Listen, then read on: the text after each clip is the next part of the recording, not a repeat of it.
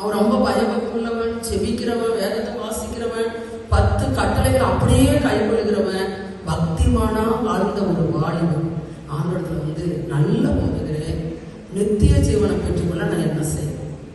அவர் சொன்னாரு, கற்பனைகளை கைக்கொள். இவன் அதிக பிரசங்கித்தனம், நான் தான் எல்லாம் செய்யறேன், இது அவருக்கு தெரியாதா? மறுபடியும் என்ன சொல்றாரு, எந்த கற்பனை கை கொள்ளணும் அப்படின்னு கேட்கிறான். அவர் சொல்றாரு, மோசே சொன்ன 10 கற்பனை. அதெல்லாம் நான் சின்ன பிள்ளைல இருந்து அதெல்லாம் ஒண்ணு கூட தவறல. நான் யாரையும் கொலை செய்யல, எதையும் இச்சிக்கல, நான் தாய் தப்பனை கடன் பண்ண, நான் விற்கிற காரணம் பண்ணல, எல்லாம் என்ன பண்ணல, நான் அப்படிதான் இருக்கிறேன். இன்னும் என்ன கிட்ட போறேன் அப்படின்னு கேட்கிறேன். இவன் வாய் முடிந்து கம்மன் இருக்கலாம். அவர்கிட்ட போய் வம்பெடுத்து அவன் மாட்டிக்கிட்டான். அல்லேலூயா, கர்த்தருக்கு ஸ்தோத்திரம். அவர் சொல்றாரு, அவன் என்னன்னா அவன் நல்ல ஐஸ்வர்யம் உள்ள, நல்ல வசதி வாய்ப்புள்ள, சொத்து சுகமுள்ள ஒரு மனுஷன். அதனால தைரியமா இயேசுகிட்ட போய் கேட்டான், நான் இவ்வளவு வசதி இருந்தும் இப்படி நல்லா வாழ்றேன், எனக்கு எல்லாம் இருக்கு, என்கிட்ட எந்த குறைவும் இல்ல, நான் பக்தியா வாழ்றேன், நான் கை கொண்டு வாழ்றேன், வசனத்தெல்லாம் ஆணோட கட்டளையெல்லாம் கை கொண்டு வாழ்றேன் அப்படிங்கிற ரொம்ப மன தைரியத்துல போய் அந்த பெருமையில போய் அப்படின்னு கேட்கிறான். ஆளும் சொன்ன, அப்படியா? அப்படின்னா என்ன பண்ணு, உனக்கு இருக்குது இல்லையா ஆஸ்தி எல்லாம், அதெல்லாம் எல்லாத்தையும் வித்துட்டு ஏழைங்களுக்கு கொடுத்துட்டு அப்புறமா என் முன்னாடி வா, அப்ப நீ நித்திய ஜீவன் என்ன செய்ய முடியும், பிரவேசிக்க முடியும்.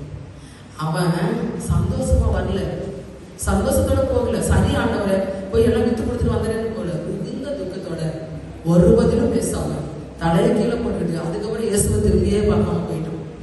அல்லேலூயா, அல்லேலூயா, கர்த்தருக்கு மகிமை உண்டாவதாக.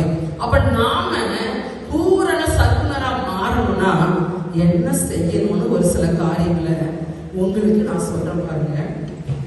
கொலோசியர் 3வது அதிகாரம் 10வது வசனத்தை எடுத்துக்கொள்ளுங்க. 3வது அதிகாரம் 1வது வசனத்தை 2வது வசனத்தை வாசித்து பார்க்கலாம். முதல்ல நீங்கள் சத்தமா ஒரு வாசிக்கமா பார்க்கலாம், கொஞ்சம் சத்தமா வாசிக்க, சத்தமா வாசிக்க பார்க்கலாம். நீங்கள் கிறிஸ்துவுடனே கூட எழுந்தது உண்டானால் கிறிஸ்து தேவனுடைய வலது பார்சத்தில் வீற்றிருக்கும் இடத்தில் உள்ள மேலானவைகளையே தேடு. அல்லேலூயா. பூரண சற்குணரா மாறணும்னா முதல்ல என்ன செய்ய தெரியுமா? மேலானது இயேசு கிறிஸ்துவின் வலது பார்சல யார் இருக்கிறா? பிதா இருக்கு. அல்லேலூயா. பிதாவிடத்தில் இருக்கிற மேலானவைகளையே தேடுங்கள். அப்பதான் பிதாவை போல நீங்க என்ன மாற முடியும்?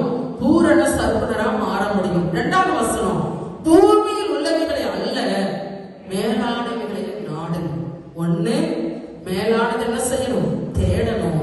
மேலானதை நாடணும். உலகத்துல தேடி, உலகத்துல பொக்கிஷங்களை, உலகத்துல ஆஸ்திகளை, உலகத்துல அந்தஸ்த, உலகத்துல மதிப்பை, உலகத்துல மரியாதை, உலகத்துல மேன்மையை, உலகத்துல சிறப்பை, உலகத்துக்குரியதை தேடி தேடி அலையிற வரைக்கும் நம்ம ஒரு நாளும் அவரை மாதிரி பூரண சர்க்குணரா மாற முடியாது. அல்லேலூயா, அல்லேலூயா.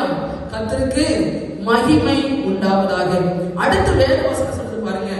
3வது அதிகாரத்துல 10வது வசனம், தன்னை சிருஷ்டித்தவருடைய சாயலுக்கு ஒப்பாய் பூரண அறிவடையும்படி புதிதாக்கப்பட்ட புதிய மனுஷனை அங்கு சொல்லப்பட்டிருக்கு.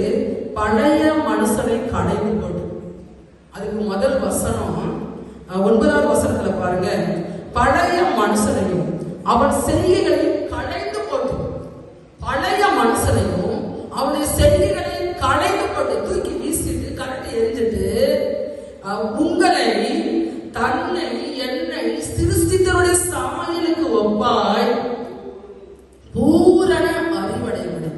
என்ன அறிவுங்க? பூரணமான அறிவு வந்தாதான், தேவனை பத்தி பூரணமான அறிவு வந்தாதான், முழுமையான அறிவு வந்தாதான் அவருக்கு நம்ம பூரண சர்வனரா மாற முடியும்.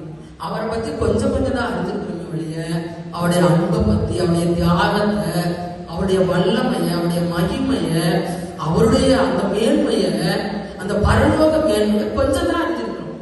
அதனாலதான் அதுல கவனம் செலுத்தாம உலக ஆசீர்வாதத்துக்காக நம்ம கவனத்தை செலுத்திட்டு ஓடிட்டு இருக்கோம். அப்ப அந்த பூரண அறிவு நமக்கு வந்தா உலகம் நமக்கு குப்பையா தோணும்.